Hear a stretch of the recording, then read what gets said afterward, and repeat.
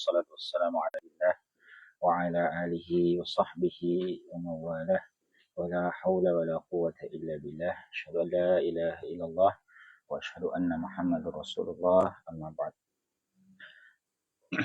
Ikhwafillah rahmatullahi alaikum. Pada kesempatan sore hari ini kita melanjutkan bahasan kita di dalam kitab Tamlimatul Ajurrumiyah disusun oleh Al-Khattabi rahimahullahu ta'ala.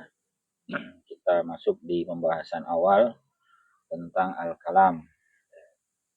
Al-kalam wa ma yata'allafu minhu. Ya, kalam. Itu juga diartikan ucapan ya, atau kalimat. Ya. Wa ma yata'allafu minhu, dan apa yang tersusun darinya.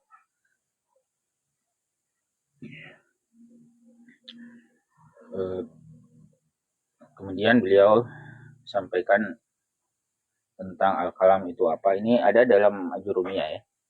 Kalamu huwal lafzul murakkabul mufidu bil wad'i. Ya. Al-kalam itu adalah lafaz yang murakkab. Murakkab itu dia tersusun, bukan hanya satu kata, melainkan minimalnya dua. Murakkab. Makanya nanti disebutkan di bawah, beliau tambahkan ya, wa aqallu ma yata'allafu minhu, minimal ya, minimal tersusun. Apa yang tersusun dari ismain ya, minimal tersusun dari dua isim. Contohnya nahu zaidun qaimun. Itu ada dua isim di situ, zaid yang pertama, qaim yang kedua. Atau min fi'lin wasmin, bisa juga tersusun dari satu fi'il dan satu isim. Jadi contohnya nahu qama zaid. Qamnya adalah fi'il, zaidnya adalah isim. Jadi tidak ada kalam atau kalimat itu hanya satu kata. Minimal dia dua. Walaupun ada yang terlihat kok hanya satu kata, itu dia mesti minimal dua kata.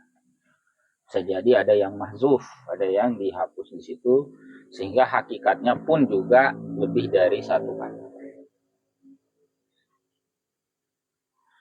Ya. Nah, kemudian al-mufid ya, mufid itu memberi faidah, maknanya lengkap. Kemudian bil wad'i disampaikan ada dua penjelasan biasanya para ulama. Yang dimaksud dengan wad'i itu yang pertama sampaikan secara sadar ya. Oh, ada juga yang menjelaskan bil wad'i itu dengan bahasa Arab. Itu kalam ya. Atau kalam ini biasanya kalau kita terjemahkan dalam bahasa Indonesia kalimat. Sementara wal kalimah, nah hati-hati, kata al kalimah itu adalah qaulun mufrad. Dia ucapan yang terdiri atas satu kata saja. Nah, sehingga kalimah kalau kita terjemahkan itu lebih pas dengan kata. Nah, jangan karena melihat kalimah berarti ini maknanya kalimat. Bukan ya. Kalimah yang dimaksud di sini adalah qaulun mufrad. Dia kata satu saja, mufrad. Komponennya satu. Nah, kalau dia lebih dari satu kata tersusun mufid ya, bil wad'i, maka dia menjadi kalam. Jadi kalimat. Nah, kemudian sebagaimana dalam Ajurrumiyah ya disebutkan macam-macamnya ya. Ada 3 macam kalimah, wa yasmun wa fi'lun wa harfun ja'a liman, yaitu yang pertama adalah isim, kedua adalah fi'il, yang ketiga adalah harf yang datang kepada makna tertentu. Datang untuk makna tertentu. Ya. Kenapa ada tambahan harfun ja'a limanan? Karena berbeda dengan isim dan fi'il, harf itu tidak bermakna kalau dia berdiri sendiri. Tidak bermakna itu maksudnya begini. Kalau saya sebut isim ya, misalnya kita sebut kitab, buku ini ya, kitab. Itu kan ada makna yang terbetik dalam benak. Oh, buku itu misalnya ada lembaran-lembaran yang terjilid, ada tulisan ilmu dalamnya sedemikian rupa. Jadi ada yang terbetik dalam benak kita kalau kita sebut isim. Sebut misalnya kolam misalnya, ada yang terbetik. Kalau saya sebut fiil juga seperti itu. Misalnya kita berkata kataba. Kataba artinya apa? Menulis. Itu kan ada yang terbetik dalam benak. Suatu aktivitas, ya orang misalnya menggunakan alat tulis untuk menuliskan huruf ya dan sebagainya. Akala makan, ada yang terbetik dalam benak kita. Tapi kalau kita sebut harf, misalnya seperti kata min. Min itu artinya apa? Dari. Kalau kita sebut min, apa yang terbetik dalam benak kita? Gak ada. Tanpa keberadaan kata lain. Jadi kalau hanya harfnya saja, maknanya itu tidak muncul. Kalau kita sebut kata hal, apakah? Ya, nggak muncul gitu. Kita sebut kata hatta, nggak muncul juga. Meskipun secara harfiah kita tahu artinya. Ya. Maka perlu ditambahkan harfun ja'ali. Nah, kemudian beliau sampaikan tanda-tanda alamat. Ya, tanda-tanda isim ini juga insya Allah sudah tahu semua lah ya. Di fal ismu yu'rafu bil isnadi ilaihi. Isim itu bisa diketahui dengan isnad ilaihi. Ya, disandarkan sesuatu kepadanya. Bisa aktivitas tertentu ya.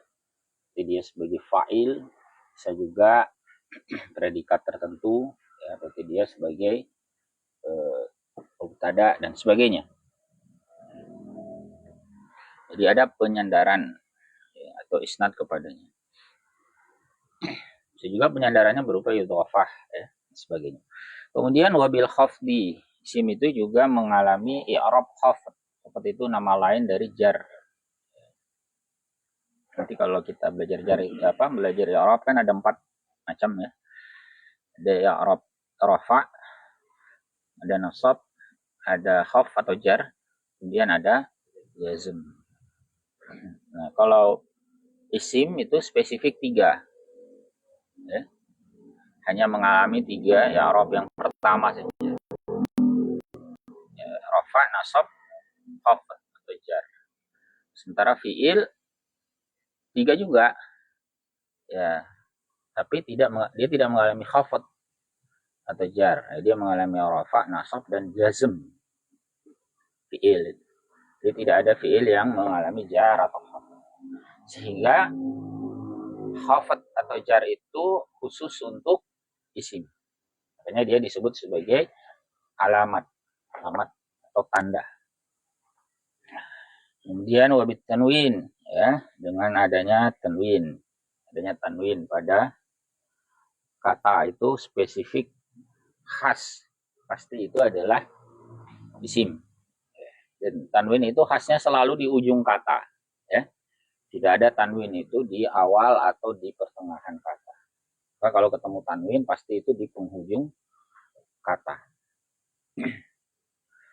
Ya, demikian pula wa bidukhulil alifi wal lam, masuknya alif lam. Artinya bisa masuk alif lam tambahan. Ya. Misalnya kalau dalam Al-Quran tuh nama-nama surah ada alnya ya. Al-Fatihah, Al-Baqarah, An-Nisa dan seterusnya ya. Itu tanda isim alif lam. Namanya alif lam tambahan. Kemudian wa hurufil khaf, bisa masuk kepadanya huruf-huruf khaf, huruf jar. Ya, huruf jar itu disebutkan dalam ajrumiyah. Ada 12 ya. Dan jangan sampai hal penting gitu ya. Min, bila, ada, fi, rubah, kafam, dan 3. Kalau Ibnu Malik itu tambah lagi sampai 20 ya. Sudah 12 saja itu sudah lumayan. kita bahas cepat saja nih ya, karena sudah dibahas di jurumnya ya. Kemudian fiil kan tandanya yang yu'rafu bil qad wasini sawfa tanis. Fiil itu bisa dikenali dengan adanya kode. Kalau ada kata kode sebelumnya, misalnya dalam lafaz iqamah kita baca kode qomatis saudara, maka lafaz qomat itu adalah fiil. Kemudian sin ini huruf sin ini tulis bersambung dengan fiilnya, dibacanya sa. Sin yang dibaca sa, misalnya kita sebut sayalamun. Dalam Al-Quran kan banyak kalau sayalamun.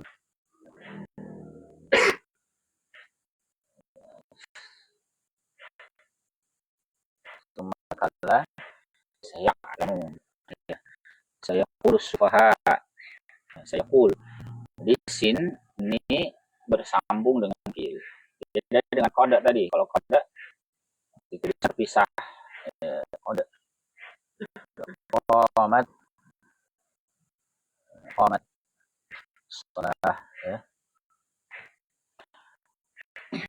Sauf ini juga sama dengan kode itu terpisah.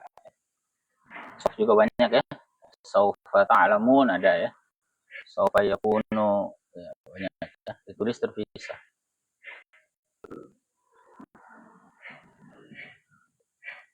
Cuman secara mana mirip ya. Kata sauf dengan sa tadi, sin yang dibaca sa itu mirip artinya. Sama-sama menunjukkan peristiwa itu terjadi di masa mendatang. Jadi kedekatannya sa itu lebih dekat. Akan tapi lebih dekat. Kalau saufa itu akan tapi masih lama. Kalau misalnya kita sudah mau pergi ya, tapi perginya itu dalam waktu dekat ya, misalnya besoknya sudah mau berangkat, sa'azhabu, saya akan pergi dalam waktu yang dekat. Berangkat umroh mau kapan? Sa'azhab, saya akan berangkat sudah. Tapi kalau sebutnya saufa azhab itu masih lama, mungkin paspornya belum diurus, mungkin belum ya, baru ada keinginan, tapi kapan itu nggak jelas. Nanti kadang untuk membedakan itu biasanya sa itu akan, saufa itu kelak ya, atau nanti yang relatif lama. Tapi keduanya merupakan tanda fiil. Kemudian ada ta ta'nis sakinah. Ta ta'nis, ta yang menunjukkan pelakunya itu perempuan, muannas, yang sukun. Ya, ini contohnya nih ya. Nah, ini ada tak sukun ya. Qomat. Nah, cuman kalau kita baca qomat itu kan kadang tidak diketahui orang kalau itu sukun karena bacanya kasroh kan. Pada qomatis sholah. Padahal sebetulnya itu adalah sukun. Tetapi terpaksa dibaca kasroh. Nah, ada istilah iltiqa'us sakinain, bertemu dua sukun. Ya, karena ini kan sukun ya. Kemudian kan belakangnya ada as-sholah alif lam. Ya, ini kan dianggap sukun juga. Orang Arab itu nggak bisa baca kalau sukunnya bertemu dua. Karena seperti ini ya, iltiqa'us sakinain, maka lafaz sukun, tak yang sukun di sini dikasih harokat kasroh. Qomatis sholah. Ya, aslinya adalah sukun. Nah, ini semua tanda fiil ya.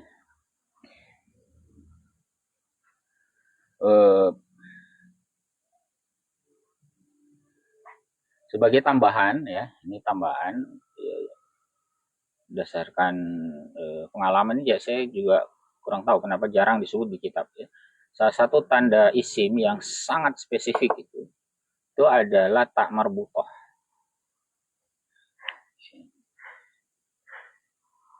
Jadi kalau ada tak marbutoh di tak marbutoh, tahu ya? Tak marbutoh itu huruf ta yang kalau sukun dibaca ha. Dia biasanya ditulis bulat begini ya, ada titik duanya. Nah itu spesifik tanda isim. Dia letaknya pasti selalu di belakang. Nah, mirip dengan tanwin, dia selalu di akhir kata. Jadi kalau ketemu itu, ya tidak perlu ragu, itu niscaya merupakan isim. Baik. Kemudian beliau tambahkan di sini tentang jenis-jenis fiil ya, ada 3 macam. Dan disebut fiil madhi, fiil atau kata, biasanya fiil itu secara sederhana diterjemahkan dengan kata kerja, fiil ya. Meskipun ini sebetulnya penerjemahan yang menyederhanakan. Kalau isim biasa diterjemahkan dengan kata benda. Meskipun nanti kalau lihat definisinya tidak persis seperti itu. Tapi untuk memudahkan kita memahami, ya bolehlah ya. Isim sebagai kata benda, fi'il sebagai kata. Di sini beliau jelaskan fi'il ada 3 ya. Ini yang pertama adalah bentuk madhi, bentuk lampau. Yu'arafu bi ta'i ta'nis sakin. Dia bisa dikenali dengan ta ta'nis tadi ya. Jadi ta'nis yang tak sukun ini spesifik fi'il madhi. Fi'il madhi saja. Qamat, qalat, ja'at, marrat, ya lagi ya, saluhat. Pokoknya kalau ketemu yang tak sukun, ujungnya itu adalah fi'il madhi, spesifiknya fi'il madhi. Sini dicontohkan qamat wa qa'adat. Nah, kemudian beliau tambahkan wa minhu diantaranya juga adalah kata ni'mah, bi'sa.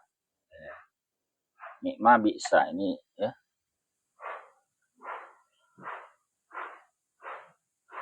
Ni'mah, bi'sa. Ya, ini sebetulnya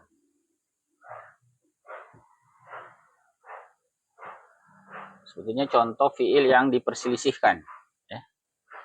Ni'mah dan bi'sa ya. Demikian pula laisa, asa. Makanya di situ ada keterangan di belakang alal as-sahih, menurut pendapat yang paling sahih. Jadi kalau ada ungkapan seperti itu berarti ada ikhtilaf. Jadi kata-kata semacam ini ya, ni'mah, bi'sa, masuk laisa, sebagainya itu dipilihkan. Apakah dia itu isim, apakah dia fi'il atau bukan. Menurut pendapat yang paling kuat ya, kata beliau, itu adalah fi'il, spesifiknya adalah fi'il madhi. Kenapa beliau memasukkannya pada tanda ta'ut ta'nis? Karena kata-kata ini bisa diberi ta ta'nis. Bisa nikmat, bisa bi'sat, bisa laisat. Ya. Jadi dianggap sebagai fi'il madhi. Meskipun sebetulnya diperselisihkan dia sebagai fi'il atau bukan. Kenapa diperselisihkan? Karena fi'il mudhari'nya nggak ada. Jadi kata-kata semacam ini itu tidak punya bentuk fi'il mudhari', tidak punya bentuk fi'il amr. Beda dengan contoh yang tadi qamat, qa'adat, itu contoh fi'il yang lengkap. Fi'il madhinya ada koma, fi'il mudhari'nya yaqumu, fi'il amrnya qum. Demikian pula seterusnya. Nah, sementara yang seperti ini, kata ni'mah, bi'sa, laisa, itu ada fi'il mudhari'nya. Fi'il amarnya enggak ada. Tapi ternyata dia bisa menerima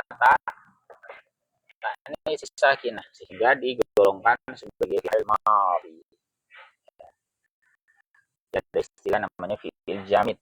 Ini ya, fi'il jamid. Fi'il yang tidak bisa berubah bentuk menjadi bentuk fi'il yang lain. Laisa juga begitu, kita bisa ketemu laisa ada tak sukun. Kemudian bentuk mudhari itu tandanya apa? Yu'rafu bi dukhuli lam. Ya, bisa diketahui dengan masuknya lam. Banyak ya dalam Al-Qur'an ya.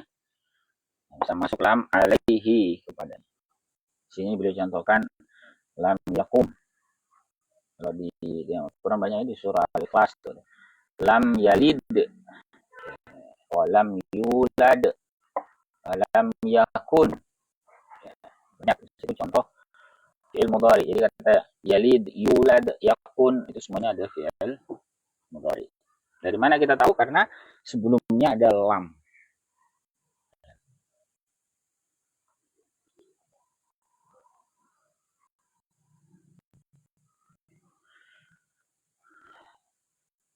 Kemudian sebagai tambahan beliau sampaikan wala budda fi awwalihi min ihdaz zawaidil arba'.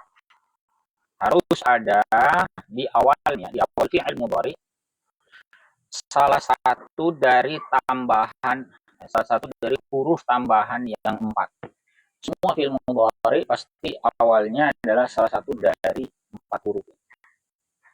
Wahil hamzah, bisa huruf hamzah. Nun, bisa ya, kota. Ijma'uha qauluk, yang ini dihimpun oleh ucapan Anda, yang diberikan singkatan. Nah, itu. Meskipun sebenarnya kalau saya lebih suka sesuai urutan di sini, al-hamzah, an-nun, al-ya, anita. Jadi Anda bisa pakai singkatan itu 4 huruf itu selalu ada. Hamzah, nun, ya, dan nggak ada fi'il mudhari kecuali di depannya pasti salah satu huruf itu.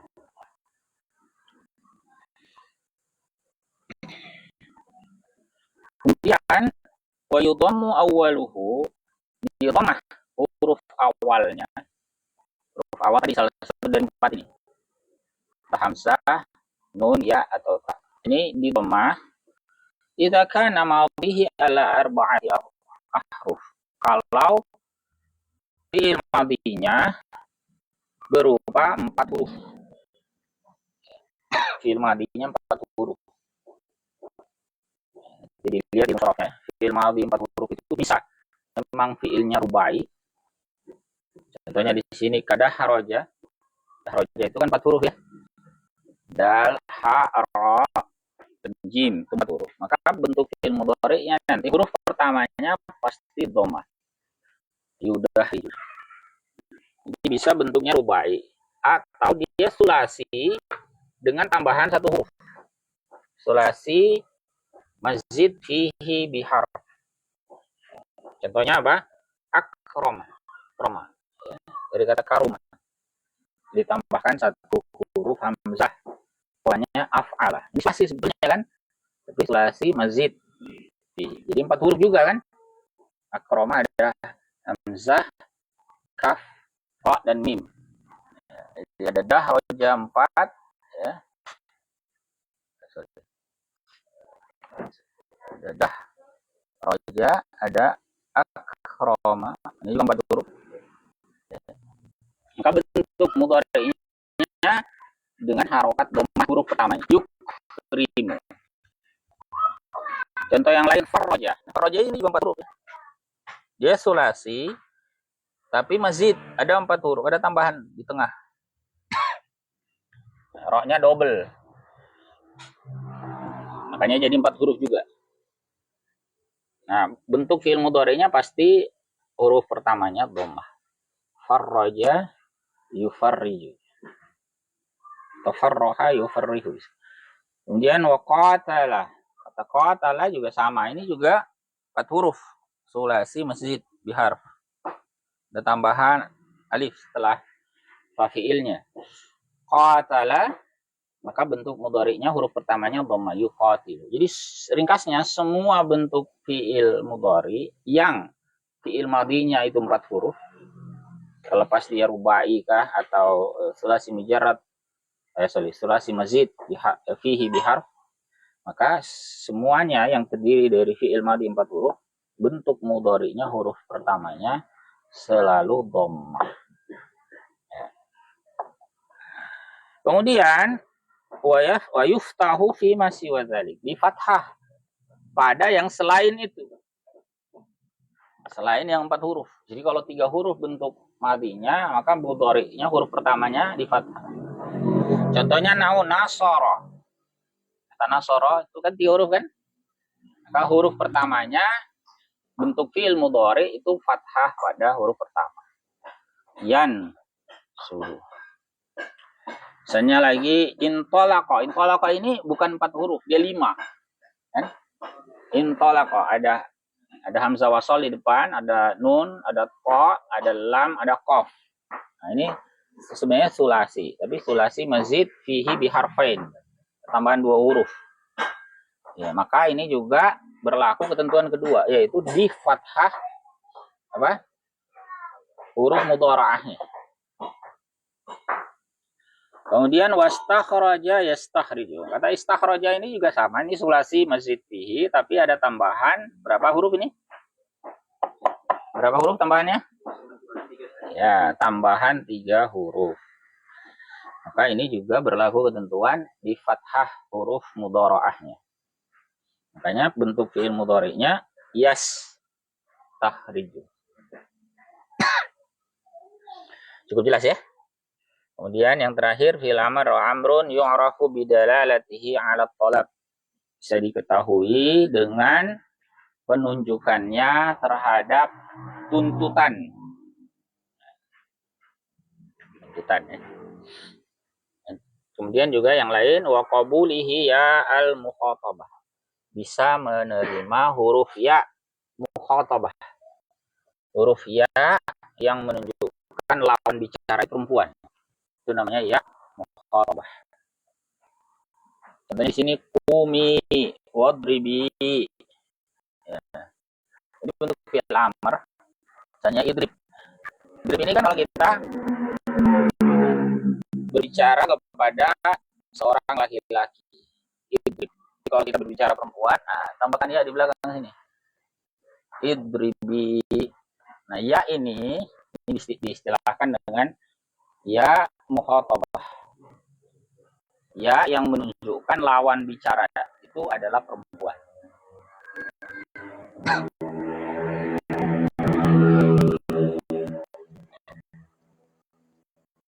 Misalnya kul itu kalau laki-laki lawan bicara. Kalau perempuan kuli, kalau laki-laki kumi. Wa minhu hati wa ta'al. Di antaranya juga adalah kata had wa ta'al alal asah. Ya, ada ikhtilaf ya dalam perkara ini. Menurut pendapat yang paling sahih, kata had dan ta'al ini juga masuk fil amr. Kenapa? Karena bisa bertemu dengan ya mukhatabah. Kemudian yang terakhir harf ya, wal harf mala yasluhu ma'ahu dalilul ismi wala dalilul fi'l. Itu adalah kata yang tidak cocok bersamanya, tidak layak bersamanya tanda isim dan tidak pula tanda fi'il. Seperti apa? Ya, contohnya di sini hal, fi, lam. Ini semua adalah apa? Harf. Ya. Jadi kalau mau mengenali harf gimana? Ya kenali dulu isim, fi'il. Ya. Kalau bisa mengenali isim, bisa mengenali fi'il, teorinya kita bisa mengenali harf. Karena isim itu ada tandanya, fi'il ada tandanya. Untuk harf, ya kalau nggak bisa masuk tanda isim dan fi'il itu harf. Itu teorinya begitu. Tapi secara praktis, cara mudah mengenali harf itu apa? Menghafalkan. Harf itu dihafal paling mudah itu. Karena kalau mau dicek tandanya satu-satu susah. Betul. Karena yang namanya tanda itu, ya jadi yang namanya tanda itu tidak selalu ada dalam kalimat. Kita ketemu kalimat tadi itu teorinya ada sa, ada sukun, ada sok. Sekarang dalam teks itu banyak kata yang lamun nggak ada saya. Kata komat banyak yang nggak pakai banyak koma banyak. Terus kalau ketemu koma ini dia tahu aja dia pilih. Ya. Taunya dari mana? Ya dari tempat lain. Dari tempat lain. Maksudnya gimana? Jadi kalau kita sudah pernah tahu kata itu fiil di tempat lain, ada tandanya dia fiil di tempat lain, maka dimanapun dia juga tetap fiil. Jadi suatu waktu Anda ketemu Muhammad dengan tak sukun, besok-besok di kitab nggak ada tak sukunnya, tetap kita hukumi dia sebagai fiil. Kenapa? Karena secara umum kata itu hanya punya satu macam. Ya, dia fiil saja. Ya, bukan fiil, kemudian di tempat lain jadi isim, tempat lain jadi haraf, tidak. Ya, kalau dia sudah fiil di tempat lain, maka di tempat yang manapun dia juga. Sama juga ini, ta'lamun ini di tempat lain dia fiil karena saufanya. Nah, maka dimanapun ketemu ta'lamun itu hukumi dia sebagai fiil. Isim juga sama ya. Baqarah ada atau marbutahnya, oh di tempat lain nggak ada, tetap dihukumi sebagai isim. Begitu ya. Jadi jangan terpaku harus ada tandanya baru bisa dihukumi. Nggak ada tandanya pun nggak apa-apa. Yang penting kita tahu di tempat lain ada tandanya. Itulah pentingnya pengalaman. Banyak membaca, banyak pengalaman. Itu sulit itu Anda menemukan teks itu langsung ada tandanya di situ. Oh ya isim Ustaz, dari mana taunya? Ini ada tanwinnya. Oh dari mana ada tanwinnya kalau tulisannya gundul? Misalnya lah. Ini kamar rebutannya Ustaz. Iya kebetulan di situ ada. Kalau di tempat lain nggak ada. Ya, bisa dipahami ya. Jadi kalau sudah pernah tahu dia isim atau fiil di tempat tertentu, maka di tempat lain pun juga pasti isim atau fiil. Nah untuk harf ya, secara teori tadi seperti itu ya. Kenali isim, kenali fiil. Nah kalau sudah tahu itu maka mestinya bisa mengenali harf.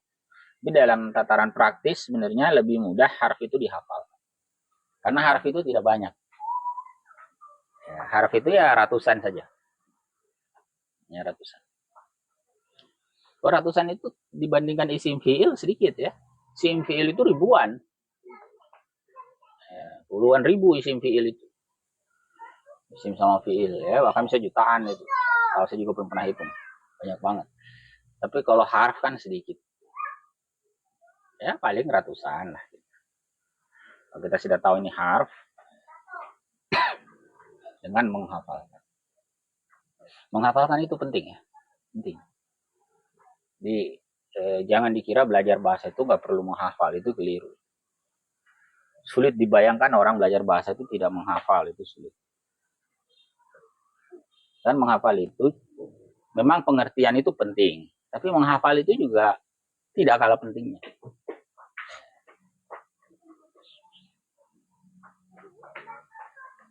Meskipun kita tahu konsepnya, tapi kalau nggak menghafal itu lambat.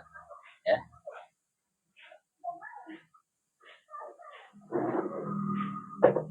Baik, ada yang mau didiskusikan di sini? Ya, silakan. Assalamualaikum warahmatullahi wabarakatuh.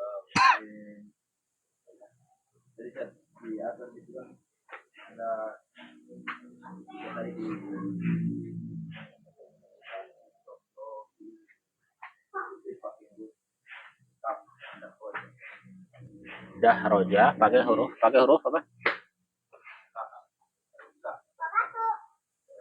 Oh, kadah roja seperti.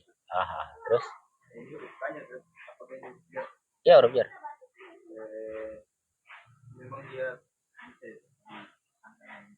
Nggak bisa.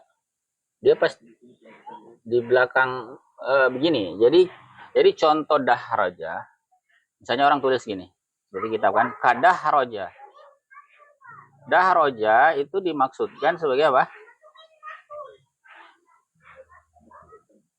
Inilah. Ini dicontohkan sebagai fiil. Tapi dalam struktur seperti ini dia jadi isim. Namanya hikayah. Dihikayahkan sebagai isim. Ya, tapi sebenarnya dia fiil. Makanya dikasih tanda petik. Kalau di kitab itu, saya nggak tahu di kitabnya seperti apa. Di kitab saya itu dikasih tanda kurung begini. kadah roja. Atau dikasih tanda petik atau dikasih titik 2. Kenapa? Karena sebetulnya kata itu adalah fiil, tetapi dimaksudkan secara hikayah sebagai isim. Karena ka itu huruf jar. Saya dipahami tidak itu ya? Jadi dikasih tanda petik. Jadi kalau di i'rab ya tetap dia nanti dianggap sebagai isim.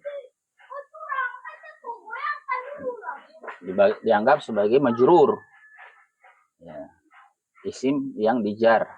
Secara apa? Secara tempat.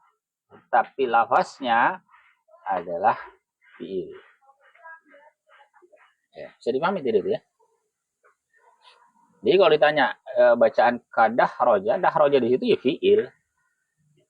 Ya, tetapi dia di i'rab ya, di takdirnya sebagai apa? Sebagai isim. Tapi bisa dikatakan dia majrur. Majrur memang. Dia majrur. Ismun majrur. Sebagai apa? Takdir. Tetapi secara lafaz dia fi'il. Ya kalau ditanya lafaznya dia fi'il madhi. Mabniun alal fathi la mahalla min al-i'rab. Secara asalnya gitu. Tapi karena sebagai contoh ya, misalnya ini kan mencontohkan fi'il. Kan dikasih contoh. Sama juga dengan contoh di atas itu kata nahwu apa di situ ya? Nahwu qama Zaidun. Itu kan ada tadi ya? Dia kan terdiri dari dua kata kan? Contoh yang lain di situ tadi ya. Jadi ketika menyebut di awal tadi ya, wa qallu ma yata'allafu minhu wa qallu ma yata'allafu min ismain nahwu Zaidun qa'im. Kemudian di bawah itu ada au min fi'lin wasmin. Ya, nahwu qama Zaidun. Nahwu itu secara i'rab dia mudhaf. Dia mudhafun. Ya. Terus mana mudhafun ilaihi? Mudhafun ilaihinya di belakang, yaitu lafaz qama Zaidun. Padahal aturannya mudhafun ilaihi itu kan harus isim. Mudhafun ilaihi itu kan pasti isim kan? Nah, tapi di situ contohnya nahwu qama Zaidun. Nah, berarti kok ada fiil yang apa-apa. Nah, nahwu tetap mudhaf. Mudhaf ilaihinya mana? Yaitu jumlah dari qama Zaidun. Qama Zaidun itu dianggap sebagai isim nantinya. Ya, mudah-mudahan bisa dipahami ya. Allah a'lam. Silakan kalau ada lagi.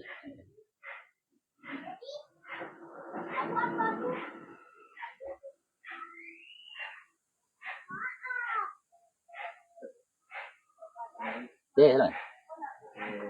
Tadi ada di paragraf penjelasan tentang al-amr. Apa itu? Membaca tadi ya al-muqaddam. Iya. Iya. Oh, ya. Sebagai maf'ulun bihi. Nggak ada fiilnya.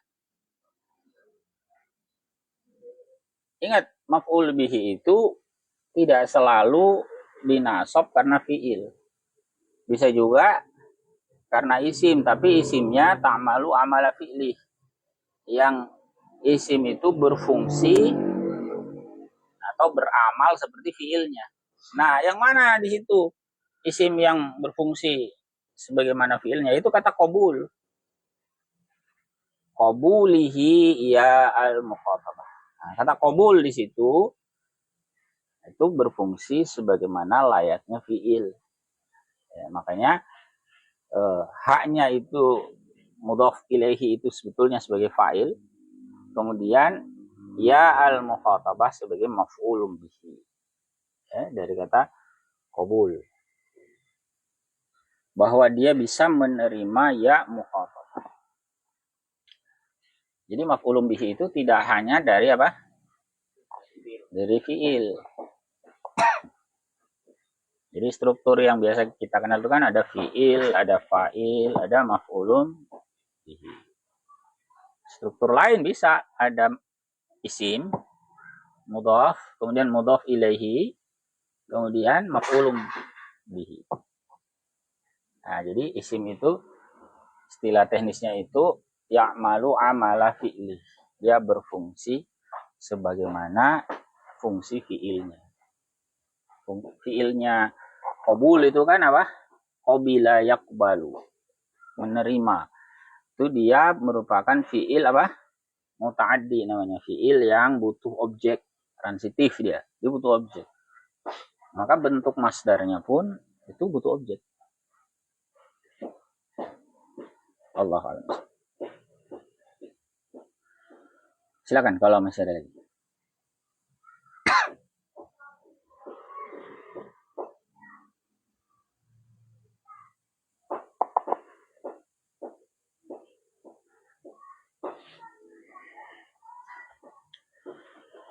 Baik, kalau tidak ada lagi, kita cukupkan dulu ya pembahasan kita dalam taruna ini. Di bab tentang kalam, ya, al-kalam wa ma yata'allaq. Insyaallah nanti di pertemuan berikut kita masuk di pembahasan tentang al-i'rab wal bina. Ya. Tandai dulu sampai di situ ya. Insyaallah nanti kita akan lanjutkan di pembahasan berikutnya pada pertemuan mendatang. Barakallahu lana wa lakum wa hadanallahu wa iyyakum ajma'in. Wassalamualaikum warahmatullahi wabarakatuh.